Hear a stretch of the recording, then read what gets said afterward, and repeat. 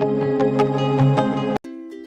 Friends, welcome to my channel. आज मी तुम्हाला दाखवणार आहे फ्लॉवर आणि बटाट्याची एकदम झटपट बनणारी भाजी। त्याचबरोबर टिफिनसाठी एकदम परफेक्ट अशी भाजी आहे। त्यामुळे रेसिपी कुठेही स्किप न करता पूर्ण रेसिपी फ्लॉवर बटाट्याची भाजी बनवण्यासाठी एका पॅन मध्ये इथे मी 2 चमचे तेल तापत ठेवलं। तेल तापल्यानंतर मी ह्याच्यामध्ये एक छोटा चमचा राई, एक छोटा चमचा जिरं, तसेच थोडे कढीपत्त्याचे तुकडे टाकले। कढीपत्त्याला मी इथे कट करून टाकलेलं आहे।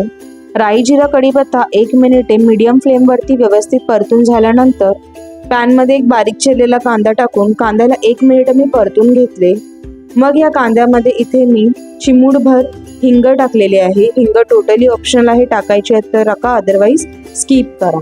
आता कांद्याला ट्रान्सल्युशन होईपर्यंत, थोडा हलका ब्राऊन होईपर्यंत परतवून घेतले। मग कांद्यामध्ये एक बारीक चिरलेला टोमॅटो टाकला आणि 1 ते 2 मिनिटे कांदा टोमॅटोला व्यवस्थितपणे मी इथे परतवून घेतलेला आहे। सर्व प्रोसेस इथे मी मीडियम फ्लेम वरतीच केली होती। कांदा टोमॅटो मध्ये चवीनुसार मीठ टाकले, पाव चमचा हळद टाकली, त्याचबरोबर 1 चमचा घरचा साठवणीचा मसाला टाकून सर्व मसाल्यांना कांदा टोमॅटो मध्ये 1 ते 2 मिनिट परतून घ्यायचे। मसाला करपू नये त्याच्यासाठी मी ह्याच्यामध्ये 2 चमचे पाणी टाकले। सर्व इंग्रेडियंट्सला मिक्स करून मी पॅन वरती झाकण ठेवले आणि एक वाफ काढून घेतली। 2 मिनिटांनंतर मी पॅन वरचे झाकण काढले आणि सर्व इंग्रेडियंट्स पुन्हा एकदा मिक्स करून घेतले। परतून घेतलेल्या मसाल्यांमध्ये इथे मी क्यूब्स मध्ये कट केलेला बटाटा टाकला। इथे मी मोठ्या आकाराच्या बटाट्याला क्यूब्स मध्ये कट करून टाकलेला आहे। भाजीसाठी बटाटा थोडा बारीकच चिरायचा, म्हणजे व्यवस्थितपणे हा फटाफट शिजला जातो। गॅसची फ्लेम स्लो ठेवून मी पॅन वरती झाकण ठेवले आणि बटाट्याला 50% शिजवून घेतले। 6 मिनिटांनंतर मी गॅसवरचे झाकण काढले आणि बटाट्याला 1 ते 2 मिनिट परतून घेतले।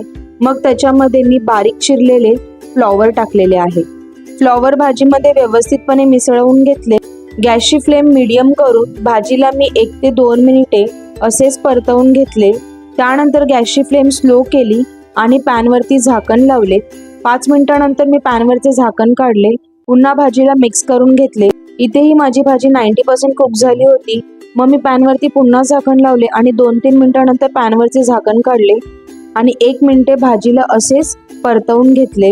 ही फ्लॉवर बटाट्याची भाजी मी वाफेवरती शिजवली होती आणि ही एकदम उत्तम प्रकारे शिजली होती। तर तयार भाजीवरती थोडं चॉप कोरिएंडर म्हणजेच कोथिंबीर टाकली आणि व्यवस्थितपणे भाजीमध्ये ही कोथिंबीर मिक्स करून घेतली आणि मग मी ही भाजी गरमागरम सर्व केली।